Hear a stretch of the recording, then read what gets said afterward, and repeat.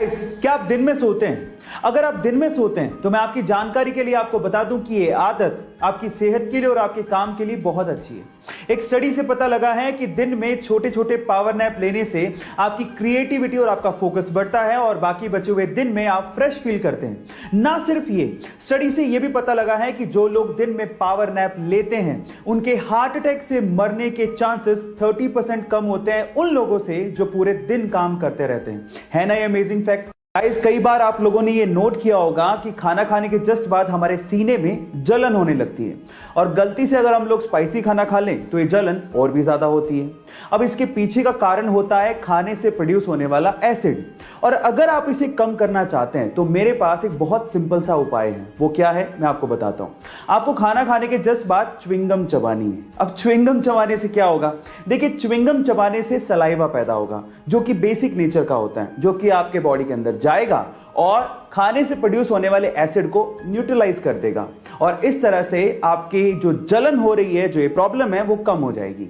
है ना guys amazing fact? ये तो हम बचपन से पढ़ते आ रहे हैं कि हेल्थ इज वेल्थ, और अगर आप अपनी हेल्थ को अच्छा करना चाहते हैं तो मेरे दो फैक्ट आपको बहुत काम आ सकते हैं। फैक्ट नंबर 1, अगर आप दिन में 10 से 15 मिनट के लिए रस्सी कूदते हैं तो ये आपके 200 कैलोरीज को बर्न कर सकता है। इतनी अच्छी एक्सरसाइज है और ये कार्डियो में बेस्ट एक्सरसाइज मानी जाती है जो आपको फिट रख सकती है।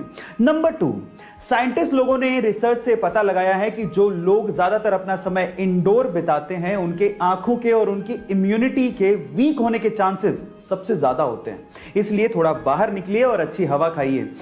गाइस, डोमिनेंस यानी कि वर्चस्व की लड़ाई सिर्फ इंसानों तक ही सीमित नहीं है, ये जानवरों में भी होती है और मेल पांडा में तो वर्चस्व की लड़ाई एक अलग ही लेवल पे चल रही है। कैसे मैं आपको बताता हूं। एक्चुअली सिर्फ अपने वर्चस्व को यानी कि अपने डोमिनेंस को दिखाने के लिए मेल पांडा हैंड स्टैंड करके टॉयलेट करते हैं, मतलब अपने हाथों पे खड़े होकर सुसु करते हैं। और मजे की बात यह है कि जिसके सुसु की धार या मार्क पेड़ पे सबसे ऊपर होता है उसका वर्चस्व उतना ही ज्यादा माना जाता है। ये पांडा जितने ज्यादा क्यूट होते हैं उनकी हरकतें उतनी ही ज्यादा फनी होती हैं। गारंटी और वारंटी, आखिर इन दोनों में फर्क क्या होता है? देखिए, जब भी हम कोई प्रोडक्ट लेने जाते हैं तो कोई हमें गारंटी देता है, कोई हमें वारंटी देता है। कोई गारंटी और वारंटी दोनों देता है और कोई तो दोनों ही नहीं देता। पर सवाल यह है कि इन दोनों में फर्क क्या है? तो चलिए मैं आपको बताता हूं। देखिए, मान लीजिए कि आपने कोई प्रोडक्ट खरीदा और वो प्रोडक्ट वारंटी में है और अगर वो खराब हो जाए तो दुकानदार उसे रिपेयर करके आपको वापस देगा, यानी कि वारंटी के केस में रिपेयर होता है। लेकिन अगर वो प्रोडक्ट गारंटी में है और फिर वो खराब हो जाए तो दुकानदार उसे रिप्लेस करके आपको वापस देगा, यानी कि एक नया प्रोडक्ट आपको मिलेगा। अब मतलब क्या निकला? वारंटी के केस में रिपेयर होता है लेकिन गारंटी के केस में रिप्लेसमेंट होता है।